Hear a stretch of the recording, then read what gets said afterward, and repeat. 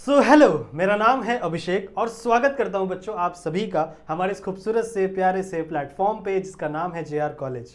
तो यार कैसे आप सभी लोग, आई होप आप लोग एकदम बढ़िया होंगे, आप लोगों की पढ़ाई एकदम बढ़िया चल रही है बच्चों। ठीक है, मुझे पता चला है बच्चों आप सभी बच्चों के, ठीक है, जो 12th स्टैंडर्ड के रिजल्ट है वो आ चुके हैं। सही है, और मैंने देखा है काफ़ी सारे बच्चों ने मुझे मैसेज किया था, टेक्स्ट किया था और इवन कॉल भी किया था इंस्टाग्राम पे कि सर हमारे रिजल्ट आए हैं, हमारे रिजल्ट में मुझे इतने से इतना मिले, इतने परसेंटेज मिले, बायोलॉजी में इतना मार्क्स मिला, केमिस्ट्री में इतना मार्क्स मिला। ठीक है, आपको 12th स्टैंडर्ड में कितने मार्क्स मिले हैं ज़रा मुझे कमेंट करके बताइएगा ज़रूर। सही है, साथ ही साथ आपको बायो और केमिस्ट्री में कितने मार्क्स मिले, क्योंकि देखो मैं एक एज अ टीचर केमिस्ट्री और बायो का ही हूँ तो मुझे सबसे ज़्यादा इंटरेस्ट उसी में रहेगा, तो उसके मार्क्स भी ज़रा मेंशन करना कि सर मुझे इतने इतने मार्क्स मिले। मैं सबके कमेंट्स पढ़ने वाला हूँ। सही है, तो कमेंट करके मुझे इस बारे में बताना ज़रूर से। अब देखो बच्चों, आप सभी बच्चों के 12th स्टैंडर्ड हो चुके हैं कंप्लीट। सही है, आपने साइंस से 12th स्टैंडर्ड बहुत अच्छे से कंप्लीट कर लिया। सही है, पूरे साल आपने मेहनत की, पूरे साल आपने पढ़ा और आपने एक अच्छा सा परसेंटेज एक्वायर किया है। अब आगे क्या, बहुत सारे बच्चों को केमिस्ट्री में इंटरेस्ट होगा, उसके ऊपर मैंने एक करियर गाइडेंस की ऑलरेडी एक वीडियो बना दी हुई है। अगर आपने केमिस्ट्री का वीडियो नहीं देखा है तो ज़रूर से जाके देखना बच्चों। आज की इस वीडियो में हम लोग समझने वाले हैं कि अगर आपको बायो एज अ सब्जेक्ट लेकर, ठीक है, मैंने यहाँ पे लिखा हुआ है कि अब bio career options after 12th, तो अगर आपको बायो एज अ सब्जेक्ट लेके अपने फ्यूचर में कुछ करना है, फ्यूचर में कोई करियर चूज करना है बायोलॉजी से रिलेटेड, तो वो करियर कौन कौन से हो सकते हैं, कितने अलग अलग प्रकार की फील्ड में आप जा सकते हो बच्चों, इसके बारे में थोड़ा सा डिस्कस करेंगे आज की इस छोटी सी प्यारी सी वीडियो के अंदर। ये वीडियो ज़्यादा बड़ी होगी नहीं, छोटी सी वीडियो होगी, तो इस वीडियो के अंदर हम इन सारी चीज़ों को डिस्कस करने वाले हैं। ठीक है, देखो जब भी बायो ये वर्ड दिमाग में आता है तो सबसे पहला जो करियर ऑप्शन हमारे दिमाग में आता है बच्चों है वो है MBBS यानी डॉक्टर। ठीक है, हमें डॉक्टर बनना चाहिए, अगर हम बायो पढ़ रहे हैं तो हमें डॉक्टर बनना चाहिए। नीट की एग्ज़ाम देनी चाहिए। नीट अभी हाल ही में नीट का एग्ज़ाम हुआ है, बहुत टफ पेपर आया था, मैंने ऐसा सुना। ठीक है, मैंने पेपर को भी देखा, कई सारे जो फिजिक्स के क्वेश्चन थे वो सीधा JEE एडवांस के क्वेश्चंस दे दिए गए थे, तो काफ़ी टफनेस बढ़ती जा रही है ऐसे एग्जाम्स की। ठीक है, तो उसके लिए आपको प्रिपेयर भी उस तरीके से करना पड़ेगा अगर आपको अच्छे कॉलेज में, अच्छे मेडिकल कॉलेज में एडमिशन चाहिए with the help of that NEET entrance exam. सही है, तो ज़्यादातर बच्चों के दिमाग में सिर्फ यही एक शब्द रहता है नीट। सही है कि नीट दो तभी आगे चल के आप डॉक्टर बन पाओगे, बट सिर्फ बायो में सिर्फ एक ही ऑप्शन है क्या डॉक्टर, और कोई ऑप्शंस और कोई करियर ऑप्शंस नहीं है क्या बच्चों?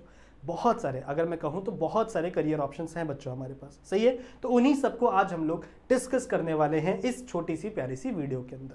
सबसे पहली बात, अगर आपको बायो में अपना करियर बनाना है तो आपको बायो में इंटरेस्ट होना चाहिए। सही है, अगर आप मेरी वीडियोस देखते हो तो मैंने अपने वीडियोस के नीचे बहुत सारे ऐसे कमेंट्स पढ़े कि सर आपकी वजह से हमारा बायो का इंटरेस्ट बहुत बढ़ गया। हम पहले बायो मतलब लाइटली लेते थे, हमको कुछ समझ में नहीं आता था, हम स्टोरी की तरह देखते थे, समझ रहे हो, पर आपने जब लेक्चर्स हमें पढ़ाए तो उसकी वजह से हमारे इंटरेस्ट बहुत ज़्यादा जागा है और अब हम आगे चल के कुछ मेडिकल फील्ड में या कुछ बायो से रिलेटेड फील्ड में हम करना चाहते हैं। सही है, तो कैसे करें? देखो सबसे पहली बात, अगर आपको आगे चल के रिसर्चर बनना है, बहुत सारे लोग रिसर्चर बनते हैं, तो केमिस्ट्री में भी आप रिसर्चर बन सकते हो, इसी तरीके से आप बायोलॉजी में भी रिसर्चर बन सकते हो। ठीक है, बायोलॉजी में आगे चल के दो आप पार्ट्स पढ़ोगे, जूलॉजी, बॉटनी। ठीक है, जो जूलॉजी है उसमें आप एनिमल से रिलेटेड पढ़ोगे, बॉटनी के अंदर आप प्लांट बेस्ड रिलेटेड ऑर्गेनिजम्स के बारे में स्टडी करोगे। ठीक है, तो उसके लिए आपको सबसे पहले बैचलर्स कंप्लीट करनी पड़ेगी, अपना बैचलर्स, फिर मास्टर्स, उसके बाद आपको PhD करना पड़ेगा। PhD में आपके कई सारे रिसर्च पेपर पब्लिश होंगे एंड आफ्टर दैट आपको डॉक्टरेट की यानी PhD का सर्टिफिकेट मिलेगा और तब आप साइंटिस्ट बन जाओगे और उस फील्ड में आप कुछ भी रिसर्च कर सकते हो। समझ रहे हो, ये तो एक फैक्टर हुआ है। ऐसे ही कई सारे अलग अलग फैक्टर है, जैसे फॉरेंसिक साइंस। अब लास्ट वाला जब मैंने केमिस्ट्री का वीडियो बनाया था तो वहां पे भी मैंने फॉरेंसिक साइंस मेंशन किया था कि आप केमिस्ट्री को फॉरेंसिक साइंस में आगे चलकर ले सकते हो, तो बायो को भी आप फॉरेंसिक साइंस में आगे चल के ले सकते हो। अगर आप बायो एज अ सब्जेक्ट हो तो भी आप फॉरेंसिक साइंस में काफ़ी सारी चीज़ें कर सकते हो। ऐसा कैसे?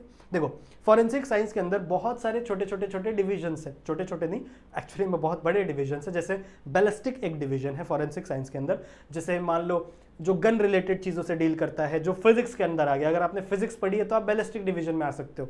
ठीक है, फिर बायोलॉजी एक डिवीजन होता है जहाँ पे DNA, जहाँ पे ब्लड, जहाँ पे सीमन, ठीक है, इन सारी चीज़ों से डील किया जाता है। तो अगर आपको बायोलॉजी पसंद है तो आप उस फील्ड में जा सकते हो। DNA का एक अलग डिवीजन होता है, वहाँ पे आप जा सकते हो।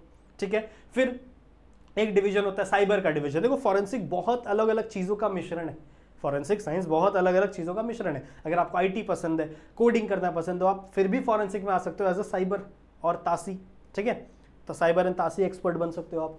उसके बाद और कहा जाए तो जनरल एनालिटिकल भी होता है उसके अंदर, मतलब बहुत सारे आपको मशीन्स यूज़ करने आने चाहिए, HPLC कैसे यूज़ होगा, आप कह सकते हो GC कैसे यूज़ किया जाएगा, ठीक है, क्रोमेटोग्राफी आप कैसे करोगे, that is nothing but a GC।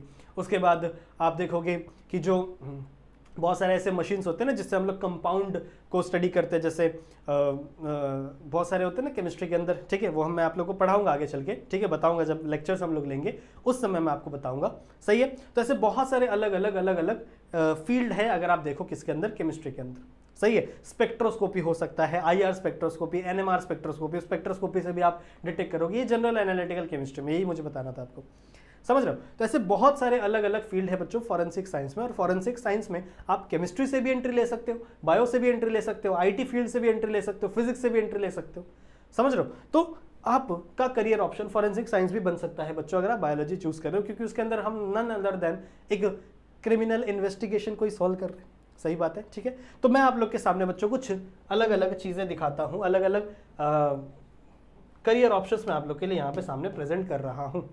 सबसे पहली बात बच्चों MBBS, ठीक है, bachelor of medicine and bachelor of surgery, ऐसा इसका फुल फॉर्म है ना, bachelor of medicine and bachelor of surgery, that is MBBS।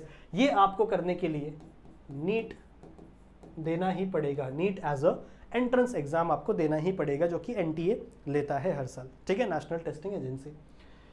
साथ में उसके बाद बच्चों BDS है, सही बात है, ये भी आपका बैचलर डेंटल सर्जरी होता है, इसके लिए भी आपको नीट देना ही पड़ेगा, समझ रहे हो। अच्छे कॉलेजेस में, अगर आपको अच्छे कॉलेजेस में एडमिशन चाहिए, गवर्नमेंट कॉलेजेस में एडमिशन चाहिए, सीट बहुत ही कम होती है, बच्चे बहुत ज़्यादा होते हैं, जिसकी वजह से एंट्रेंस एग्जाम हमें लेना पड़ता है गवर्नमेंट को। अगर आप नॉर्मल किसी प्राइवेट कॉलेजेस में भी कर सकते हो, इन चीज़ों की पढ़ाई आप फॉरेन जाके भी कर सकते हो, बहुत सारे लोग रशिया, यूक्रेन जाकर पढ़ाई करते हैं, तो वहाँ पे भी आप पढ़ाई कर सकते हो। ऑल्दो जब आप वहाँ से पढ़ के आओगे तो यहाँ पे आपको अगेन एक एग्जाम देना पड़ता है, अगर आप वो एग्जाम दोगे तभी आपको इंडिया में लाइसेंस मिलता है, एज अ डॉक्टर आप परस्यू कर सकते हो, ठीक है। ये तो हो गए वो ऑप्शंस जो आपके दिमाग में रहते हैं बायोलॉजी से रिलेटेड। फिर बच्चों आप BSc कर सकते हो बॉटनी और जूलॉजी में, BZ मतलब क्या, बॉटनी और जूलॉजी में। फिर इससे आगे चल के आप MSc करो, ठीक है, इससे आगे चल के आप मास्टर्स करो जिस भी फील्ड में आप करना चाहते हो, और मास्टर्स के बाद बच्चों आप PhD कर सकते हो, यानी आप साइंटिस्ट बन जाओगे, रिसर्च फील्ड में आगे चले जाओगे, सही बात है। फिर आप बायोटेक्नोलॉजी को चूज कर सकते हो बच्चों। बायोटेक्नोलॉजी एक बहुत ही इंपॉर्टेंट, मैं कह सकता हूँ फ्यूचर का बहुत ही इंपॉर्टेंट करियर ऑप्शन बन सकता है बायोटेक्नोलॉजी, क्योंकि आगे चल के बहुत सारी ऐसी अलग अलग ऑर्गेनिजम्स को बनाया जाएगा, बहुत सारे ऐसी चीज़ों को बनाया जाएगा जो ह्यूमंस के लिए ज़्यादा बेनिफिशियल है with the help of biotechnology. अगर आप लोगों ने मेरे साथ ये लेसन पढ़ा होगा तो मैंने वहाँ पे भी आपको बताया था कि कैसे साइंटिस्टों ने क्या किया है कि फायरफ्लाई का जो जीन है जिसकी वजह से वो चमकता है, बायोल्यूमिनेंस वाला जीन है ना उसके पास, तो वो जीन को निकाल के कैसे उन्होंने टोबैको के प्लांट में डाला है, और जिसकी वजह से वो टोबैको का प्लांट भी क्या कर रहा है, ग्लो कर रहा है, बायोल्यूमिनेंस दिखा रहा है। So this is the result of biotechnology, और ये हमेशा सिर्फ और सिर्फ पॉसिबल होगा बच्चों इस फील्ड में ही। तो आप BSc इन बायोटेक्नोलॉजी भी कर सकते हो, नैनो टेक्नोलॉजी भी कर सकते हो अगर आप बायो चूज कर रहे हो तो, ठीक है। यहाँ पे एक और लिख देता हूं मैं, नैनो टेक्नोलॉजी, ठीक है। नैनो टेक्नोलॉजी मतलब क्या, जो बहुत ही छोटे पार्टिकल्स होते हैं, बहुत ही छोटे पार्टिकल्स होते हैं, उन्हीं के ऊपर स्टडी, आप कह सकते हो माइक्रोब्स के ऊपर स्टडी। उसके बाद बच्चों BSc नर्सिंग कर सकते हो, बहुत सारे हॉस्पिटल्स में नर्सिंग की जरूरत होती है, ठीक है, तो BSc नर्सिंग कर सकते हो। आप BPT के कोर्सेज कर सकते हो। BPT मतलब क्या बच्चों, बैचलर ऑफ फिजियोथेरेपी। फिजियोथेरेपी आपको पता है ना, अगर कोई पर्सन को हड्डी में चोट लगी है या उसको फ्रैक्चर आया है तो कुछ टाइम बाद उसे बहुत समय लगता है ना उस हड्डी को वापस मूवेबल बनाने में, तो फिजियोथेरेपी वहाँ पे बहुत इंपॉर्टेंट होती है, तो ये BPT भी आप कर सकते हो, ये भी बायो में ऑप्शन है, ठीक है। उसके बाद बच्चों आप B.Pharm कर सकते हो, बैचलर इन फार्मेसी, फार्मालॉजिकल जो फार्मास्यूटिकल कंपनीज है उसमें आपको मिल सकता है यहाँ से जॉब, ठीक है। आप BSc इन एग्रीकल्चर कर सकते हो, हॉर्टिकल्चर कर सकते हो, समझ रहे हो, ठीक है। उसके बाद इकोलॉजिस्ट, आप इकोलॉजिस्ट भी बन सकते हो, इकोलॉजी पढ़ के, BSc इन इकोलॉजी पढ़ के आप इकोलॉजिस्ट भी बन सकते हो। जैसे डार्विन, आपने पढ़ा होगा ना, डार्विन अंकल थे, उन्होंने अपनी अपनी थ्योरी दी थी, वो सब क्या थे, इकोलॉजिस्ट थे। तो ऐसे भी आप स्टडीज कर सकते हो, ठीक है। एंड द लास्ट ऑप्शन मैंने जो आपको दिया है, लास्ट ऑप्शन नहीं, वैसे तो बहुत अच्छा ऑप्शन है, that is nothing but a forensic science, जहां पे आप क्रिमिनल इन्वेस्टिगेशन में हेल्प कर सकते हो, इन्वेस्टिगेशन में हेल्प कर सकते हो अपने अपने फील्ड से, समझ में आई बात, ठीक है। तो ऐसे मैंने बहुत सारे करियर ऑप्शंस बच्चों आपको बताया जो कि अगर आपको बायोलॉजी से रिलेटेड ही है, ठीक है, अगर आपको बायोलॉजी ही आगे चल के परस्यू करना है तो मैंने आपको काफ़ी सारे करियर ऑप्शंस बताए हैं। और भी करियर ऑप्शंस हो सकते हैं, पर मैंने जितने मेन मुझे लगे हैं, जितने इंपॉर्टेंट मुझे लगे, वो मैंने आपको यहाँ पे बताया। अगर आपको किसी भी करियर ऑप्शंस में से डिटेल में डिस्कशन चाहिए होगा, जैसे मान लो आपको समझ नहीं रहा कि सर बीएससी हम कैसे परस्यू करें, आगे चल के पीएचडी कैसे पहुंचे, तो मुझे कमेंट करके जरूर से बताना बच्चों, मैं आप लोग के लिए वीडियो बनाऊंगा। अगर आपको फॉरेंसिक साइंस के बारे में और इन्फॉर्मेशन चाहिए तो आप मुझे कमेंट करके बताना, मैं आप लोग के लिए उसके ऊपर एक डिटेल वीडियो बनाऊंगा बच्चों, ठीक है, जहां पे हम लोग सिर्फ उसी करियर ऑप्शन की बात करेंगे। तो आपको वो वीडियो तभी मिलेगी जब आप कमेंट करके मुझे बताओगे कि आपको चाहिए क्या, आपको नीड किस चीज़ की है, आपको रिक्वायरमेंट किस चीज़ की है, तभी मैं उसके ऊपर वो वीडियो बना पाऊंगा। समझ में आई बात, ठीक है। तो इसका स्क्रीनशॉट ले लो इफ़ यू वांट, ओके, ठीक है, वीडियो को पॉज करके ले लिया होगा। सो बच्चों थैंक यू सो मच इस वीडियो को यहाँ तक देखने के लिए। इस वीडियो को अपने सारे दोस्तों तक शेयर कर देना, जितने भी आपके फ्रेंड्स थे जिन्होंने अभी 12th स्टैंडर्ड पास आउट किया है, ठीक है, उन सब तक इस वीडियो को शेयर कर देना, फैला देना बच्चों इस वीडियो को, ठीक है। वीडियो को लाइक ज़रूर से कर देना और चैनल पर नए हो तो चैनल को सब्सक्राइब ज़रूर से कर देना, क्योंकि इस चैनल पर आपको बहुत सारी चीज़ें मिलती हैं, सही है, ठीक है।